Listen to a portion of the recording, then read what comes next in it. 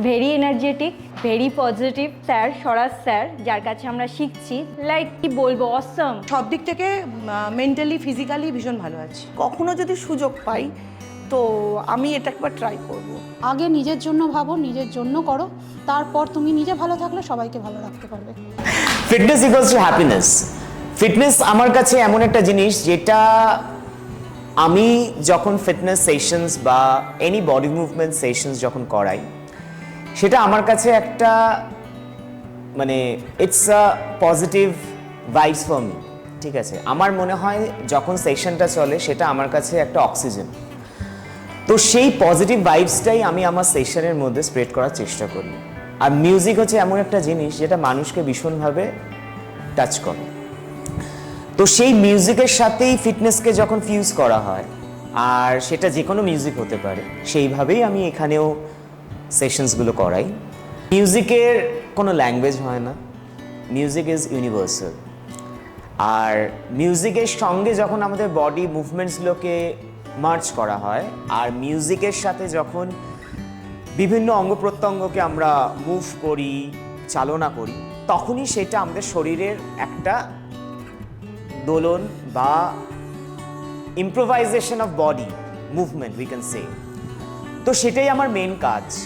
স্বরাজ যেভাবে মানে স্টুডেন্টদের করাচ্ছে নানা রকমভাবে, তো ওরা অ্যাপ্রিসিয়েট করছে খুব সুন্দরভাবে, প্রত্যেকে তাই বলছে। ফোক ডান্স থেকে শুরু করে নানা রকম রাবীন্দ্রিক বলো, সেগুলোর সাথেও ও করাচ্ছে, যেগুলো স্টুডেন্টরা খুব সুন্দরভাবে ওটা নিচ্ছে। ফোক ডান্সে যে ফিটনেস আছে, যে রবীন্দ্রসঙ্গীতের ফিটনেস প্রোগ্রাম, এটা এই অঞ্চলে কোথাও দেখিনি আমরা, বা আমরা কখনো ভাবতেই পারি না, যেটা শুধুমাত্র স্বরাজ স্যারের থেকেই আমরা এটা দেখতে পেয়েছি এবং স্টুডেন্টরা খুব এনজয় করে যে এই ধরনের সেশনকে। আমি যেটা নিয়ে কাজ করছি, অনেক দিন ধরে কাজ করছি, সেটা হচ্ছে আমাদের Bangla folk culture, Bangla folk music, Bangla folk song, এগুলোকে নিয়ে তার সাথে ফিটনেসকে মার্চ করে। তো সেটার একটা নামকরণ করার চেষ্টা করেছি। আর আমার এখানে যারা বাচ্চারা আছে বা স্টুডেন্ট যারা আছে, তো তারাই কিন্তু আমাকে সাহায্য করেছে এই সৃষ্টিটাকে, মানে আমার ভাবনাটাকে সৃষ্টিতে পরিণত করতে। তো সেটা নিয়ে এগোচ্ছি, কাজ করছি, আরও কাজ আস্তে আস্তে আরও অনেক কিছু আসবে। কারণ এটা আমার কাছে একটা অদ্ভুত ভালোবাসা। ইভেন বসন্ত উৎসবে এবারে আমি এক কলাপি বলে একটা সংস্থা আছে, যেখানে আমি গেছিলাম অ্যাজ এ গেস্ট হয়ে। সেখানে বসন্ত উৎসবে বসন্তের রবীন্দ্রনাথের গানের সাথেও আমি কিছু অঙ্গ প্রত্যঙ্গ বডি মুভমেন্ট ট্রাই করেছিলাম। তো সেটাও সবাই খুব ভালোভাবে নিয়েছে। তো সেটার একটা নামকরণ করার চেষ্টা করছি, কারণ অনেক রকমের ফিটনেস ফর্মস আছে।